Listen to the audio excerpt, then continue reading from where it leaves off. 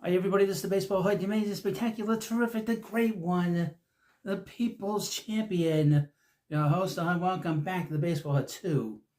And hopefully you like this video and hit that subscribe button. As you know, we're less than 2 months away from the July 31st trading deadline in Major League Baseball. And there are things popping up. Rumors are beginning to percolate a little bit here, a little bit there. And we're coming up with some questions. Very interesting questions. And MLB.com has some key questions. And there are 8 for the trade deadline. And basically about sellers, trade chips, and more chips. But let's get into the teams that are likely sellers. This is the bottom. These are the bottom dwellers, folks. The list is relatively small according to the article. As we begin June, only 6 of baseball's 30 teams already find themselves at least 8 games out of a wild card spot. Those teams are the Rockies, the historically bad Rockies, the White Sox, last year's historically bad White Sox, the Miami Marlins, the Washington Nationals, surprisingly, although they have a lot of talent, the Philadelphia, Kansas City, here we come, Oakland, don't call us Sacramento, Las Vegas Athletics, and of course one of the worst teams in baseball, one of the worst franchises, that's the Pittsburgh Pirates. They're all on the sellers list. Now, the teams that are going to buy, it's a lot of teams. This category is far trickier. We'll see. Unless these teams collapse, according to the article, we have the Yankees, the Tigers, the Astros, the Phillies, the New York Mets, the Cubs, and, of course, the LA Tax Dodgers.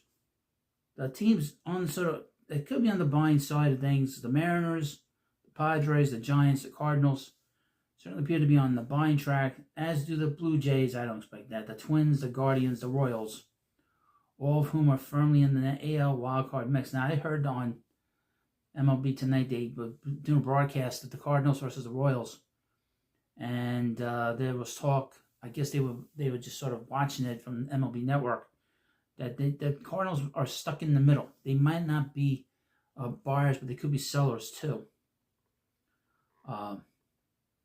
We'll see. Which teams fall somewhere in the middle? You got the Rays, the Red Sox, the Braves, the Angels, the scum-sucking Atlanta Braves, the Brewers, the Reds, and the Diamondbacks are all hanging around, skulking around in this respective league postseason race. I'll give you a couple of teams, in my opinion, are going to be out from this list. The Red Sox, the Angels. Those I could say definitely, they're not making it. Angels always have injuries, and Mike Trout will get hurt again. And the Red Sox are in trouble since they lost to Bregman. So, they've not played well of recent note.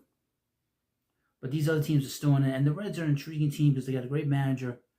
And they're one of the best players in the league, in Ellie De La Cruz. You've mentioned 29 teams so far. This is the writer talking to himself. What about the Orioles? Well, it's funny you should mention it. Baltimore might be the most intriguing team to watch during the next 8 weeks, especially after winning 3 in a row and 6 of his last 8 games. Finally showing some signs of life, but we'll see. They have a do-nothing general manager. He's a clusterfuck. You saw what he did in the trade deadline last year. He had to release the players that he brought in. Pitchers Zach Eflin, Tomoyuki Sugano, Charlie Morton, Gregory Soto, and Sir Anthony Dominguez, and outfielders Cedric Mullins, Brian O'Hearn, and Ramon Laureano are all slated to become free agents after the season, given the only number of expiring contracts to dangle on the trade market. Eflin, Sugano, Mullins, and O'Hearn will all help a number of contenders should they get moved. Well, the Mets could certainly use Sugano. Should certainly use Mullins, and possibly O'Hearn. You could put O'Hearn as a DH. And Mullins, you could put him in center field and have Tyrone Taylor back him up. But this is a team that is at a crossroads because they have a general manager that did a terrible job this last offseason. Did nothing to bolster that pitching. Will the Rays be sellers for the second straight year? I would say not yet. That is still up for grabs. That's the best way I could say that. That's my opinion.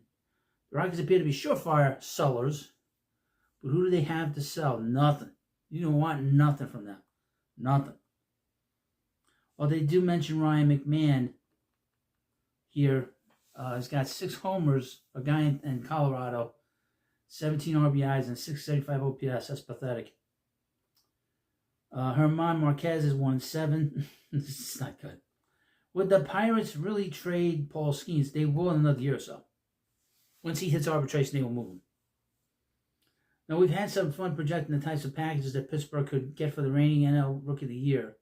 But GM Ben Cherington has done everything possible to throw cold water on the possibility. When he gets close to becoming a free agent, which is in another year where he'll become like an arbitration eligible player, he will get moved. Will the Marlins trade Sandy Alcántara? Our recent executive poll asked a number of MLB decision makers to predict the biggest name who will be moved on the trade deadline. And 12 of the 19 respondents went with Alcántara. The fact that the former Cy Young Award winner was off to a poor start didn't seem to matter to executives, who seem to be banking on Alcántara's track record as he returns from Tommy John surgery. Since the poll, Alcántara's performance hasn't gotten any better, though. He entered the week 2-7, an 8.47 ERA and 11 starts. The StatCast page is filled with below-average numbers. He ranks in lower number. It doesn't matter. The biggest number is the contract. I mean, that's it.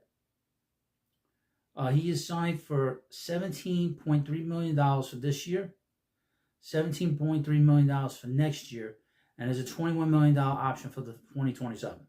He will get traded. He's going to get traded. No matter how he pitches, he will get moved to a team that's willing to take on the money. The Marlins will have to take some of that money back wherever they move him to, but he will be gone. That's a guarantee. I can guarantee you that. You're talking about 34 plus 20. You're talking about $55 million contract that's left on his deal with the Marlins. They're gonna move him. They don't pay any money. They don't spend any money for anybody. So he's gonna be gone. I mean that's a pretty obvious. That's about as obvious as I could possibly get. Is that Paul Skeens? Sandy Alcántara will get traded. Guarantee you that. 100% baseball hut guarantee. He will get traded at the deadline this year. Or he'll get traded next offseason. They'll probably move before that because then they can get out of the money for the rest of the last 2 months. They don't want to pay him. And they really don't. They really don't. Well, thank you for watching this video. Plenty of rumors on here. And if you like rumors, you need to subscribe to the Baseball Hut too. I have plenty of stuff here, and I want to thank you for watching. Have a good day, and I'll see you later.